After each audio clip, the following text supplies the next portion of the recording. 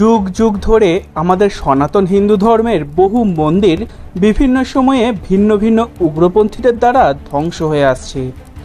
সেই রকমই একটা মন্দির হলো কাশ্মীরের অনন্তনাগ শহরের কাছে অবস্থিত মার্তণ্ড সূর্য মন্দির।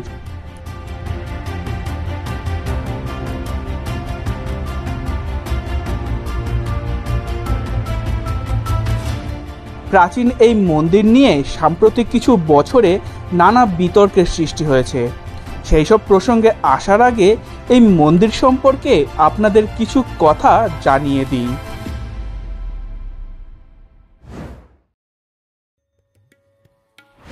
এই মার্তণ্ড সূর্য মন্দির ধর্মীয় দিক দিয়ে তো বটেই, ঐতিহাসিক এবং স্থাপত্যশৈলীর দিক থেকেও এটা একটা অত্যন্ত গুরুত্বপূর্ণ স্থান। মনে করা হয় এই মার্তণ্ড সূর্য মন্দির হলো সবথেকে প্রাচীনতম সূর্য মন্দির। কিছু মানুষের ধারণা এই মন্দিরটা নির্মাণ করেছিলেন পাণ্ডবরা। মন্দিরটা তৈরিতে যে বড় বড় চুনা পাথর ব্যবহার করা হয়েছিল তা এখানকার আশেপাশে কোথাও দেখা যায় না। তাই অনেকে মনে করেন পাণ্ডুপুত্র ভীম অনেক দূর থেকে পাথরগুলো এনে মন্দিরটা নির্মাণ করেছিলেন। আর তখন থেকেই এই মন্দিরটার সঙ্গে হিন্দু ধর্মের মানুষদের ভক্তি এবং আস্থা জুড়ে গিয়েছে। তবে ইতিহাসবিদদের মতে এখানে পাণ্ডব নির্মিত মন্দিরটা থাকলেও পরবর্তীকালে অষ্টম শতাব্দীর দিকে কারাকোটা রাজবংশের রাজা ললিতাদিত্য মুক্তপিদা এত বিশাল এবং জাঁকজমকপূর্ণ মন্দিরটা নির্মাণ করেছিলেন। 1200 শতকে কলহনের দ্বারা রচিত রাজতরঙ্গিনীতেও এই মার্তণ্ড সূর্য মন্দিরের উল্লেখ এবং তার ধর্মীয় মাহাত্ম্যের কথা লেখা রয়েছে।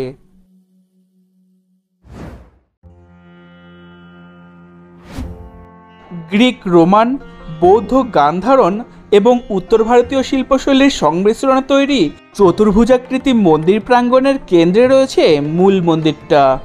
আর এই মূল মন্দিরটাকে ঘিরে রয়েছে 84টি ছোট ছোট মন্দির। মন্দিরটা যখন নির্মাণ করা হয়েছিল তখন পিরামিডাকৃতি চূড়া বিশিষ্ট মূল মন্দিরটাকে ঘিরে সম্পূর্ণ প্রাঙ্গণটা পাশের নদী থেকে খাল দিয়ে কেটে আনা জল দিয়ে পরিপূর্ণ থাকত। এই মন্দিরটা সূর্য দেবতাকে উৎসর্গ করা হলেও এখানে মন্দিরের বিভিন্ন দেওয়াল এবং স্তম্ভে হিন্দুদের অন্যান্য দেবদেবীর মূর্তিও ছিল।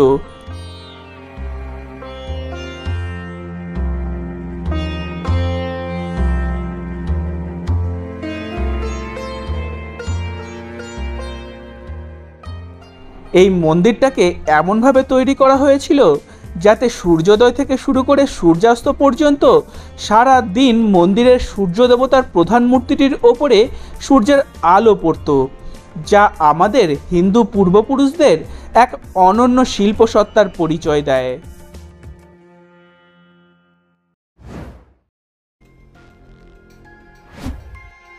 এত সুন্দর এই মন্দিরটা ধ্বংসের পেছনে প্রধান কারণ হলো সিকান্দার শাহ মিরি, যে বুৎসিকান বা মূর্তি কিংবা মন্দির ধ্বংসকারী নামে বেশি পরিচিত ছিল। সিকান্দার শাহ সুফি সাধক মীর মোহাম্মদ হামদানির অনুপ্রেরণায় কাশ্মীরে অমুসলিমদের ওপরে মাত্রাহীন অত্যাচার শুরু করে। এখানকার হিন্দুদের জোর করে ধর্মান্তরিত করা হয়। এই ধর্মান্তরিত হিন্দুদের বংশধররা এখনও কাশ্মীরে বসবাস করে এবং নিজেদের মুসলিম বলে পরিচয় দেয়। তখন যারা মুসলিম ধর্ম গ্রহণে অস্বীকার করে তাদের বাড়িঘর জ্বালিয়ে দেওয়া হয়, সেই সঙ্গে বাড়ির মহিলাদের সম্মানহানিও করা হয়।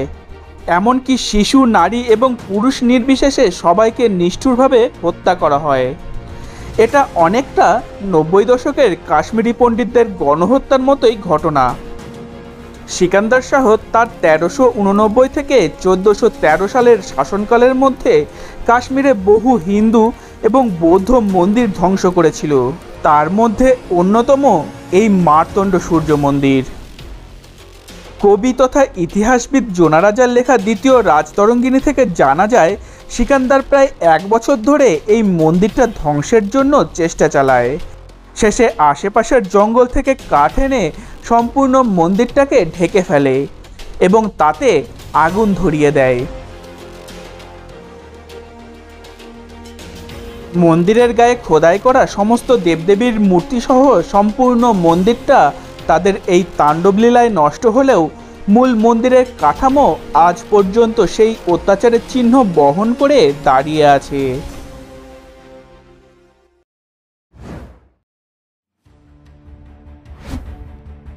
সাম্প্রতিক কিছু বছর ধরে এই মন্দির নিয়ে নানা বিতর্কের সৃষ্টি হয়েছে। উগ্রপন্থীদের দ্বারা ধ্বংস হবার পরও এই মন্দির নিয়ে হিন্দুদের যে ভক্তি এবং আস্থা আছে তাতেও আঘাত এনেছে কিছু অমানুষ। যেসব উগ্রপন্থীরা প্রতিনিয়ত হিন্দু মন্দির এবং দেবদেবীদের মূর্তি ধ্বংস করে আসছে, প্রতিনিয়ত যারা হিন্দু ধর্মকে নিচু দেখানোর জন্য উঠে পড়ে লেগে আছে, তাদের সমর্থনে বলিউডও কিন্তু পিছিয়ে নেই। 2014 সালে প্রকাশিত বলিউড সিনেমা হায়দারের একটা গানের দৃশ্যে এই মন্দিরটাকে শয়তানের আস্তানা হিসাবে দেখানো হয়েছে। তারপর থেকে এই মার্তণ্ড মন্দিরকে স্থানীয়রা শয়তান কি গুফা নামে ডাকতে শুরু করে, যা পুরো হিন্দু সমাজের আস্থা এবং শ্রদ্ধার উপরে এক চরম আঘাত। তবে এই দুর্নাম ঘোচানোর জন্য 2022-এর মে মাসে জম্মু কাশ্মীরের লেফটেন্যান্ট গভর্নর মনোজ সিনহার নেতৃত্বে এই মন্দিরে নবগ্রহ অষ্টমঙ্গলম পূজার আয়োজন করা হয়েছিল। এর কিছু মাস পর রাজস্থানের কিছু পুরোহিত দ্বারা আবার এই মন্দিরে পূজার্চনার আয়োজন করা হয়।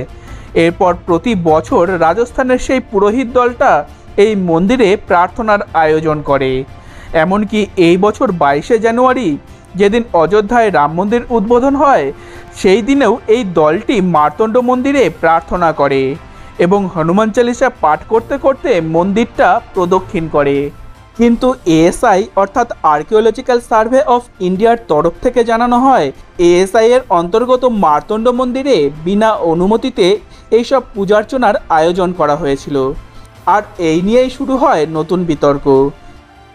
1959 সালের ancient monument and archaeological site and রিমেন্সের রুল 7-এর সাবরুল 1 অনুযায়ী এএসআইয়ের অন্তর্গত কোনো স্থানে সভা, পার্টি কিংবা বিনোদনের জন্য লিখিত অনুমতির প্রয়োজন। কিন্তু সাবরুল 2 অনুযায়ী ধর্মীয় আস্থা রয়েছে এমন জায়গায় ধর্মীয় কাজকর্ম বা পূজার্চনার জন্য কোনো রকম অনুমতির প্রয়োজন নেই।